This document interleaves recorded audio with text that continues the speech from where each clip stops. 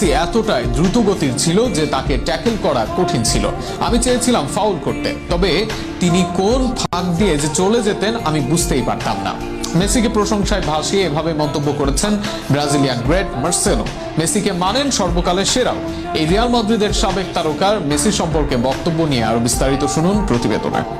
Lionel Messi এমন এক footballer যাকে একদিনের জন্য বাদ দিয়ে ফুটবলের আলোচনা করা কঠিন। তার সবচেয়ে বড় প্রতিদ্বন্দ্বীরাও তাকে মানেন গ্রেটেস্ট অফ অল টাইম হিসাবে। কেউ কেউ মুগ্ধ তাকে নিয়ে, আবার অনেকে তো বিরক্ত এই ভেবে যে একজন ফুটবলার এতটাই নিখুঁত কিভাবে হয়। আর সেই ক্যাটাগরিরই একজন ব্রাজিলের মাদ্রিদ কিংবদন্তি মার্সেলো। লিওনেল মেসিকে তিনি ব্যাখ্যা করেছেন অসাধারণ ভাবে। মাদ্রিদের ইতিহাসের অন্যতম সেরা এই কিংবদন্তি নিজেই ছিলেন মাঠের অলরাউন্ডার। হ্যাটার্সবিহীন এই তারকার চোখে মেসি ছিলেন গতিসম্পন্ন, ধরাছোঁয়ার বাহিরের একজন। রিয়ালের সাবেক এই লেফট ব্যাক সম্প্রতি লা রেভুলেতাকে দেওয়া সাক্ষাৎকারে বলেন, আমি তার অনেক প্রশংসা করি। সে একটা পাগল, সে অবিশ্বাস্য।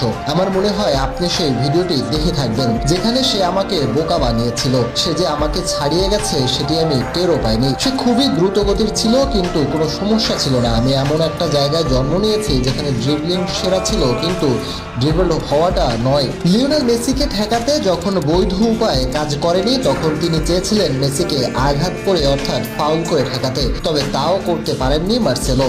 সেই সম্পর্কে মার্সেলো যোগ করেন, কিন্তু মেসির সঙ্গে সমস্যাটা হচ্ছে আমি তাকে মারতে চেয়েছিলাম, কিন্তু আমি তার লাগাল পাইনি। রিয়াল মাদ্রিদে ক্রিস্টিয়ানো রোনালদোর সঙ্গে দারুণ বন্ধুত্ব ছিল মার্সেলোর, তাই স্বাভাবিকভাবে সর্বকালের সেরার প্রশ্নে রোনালদোর দাবির প্রশ্নটিও সামনে এলো।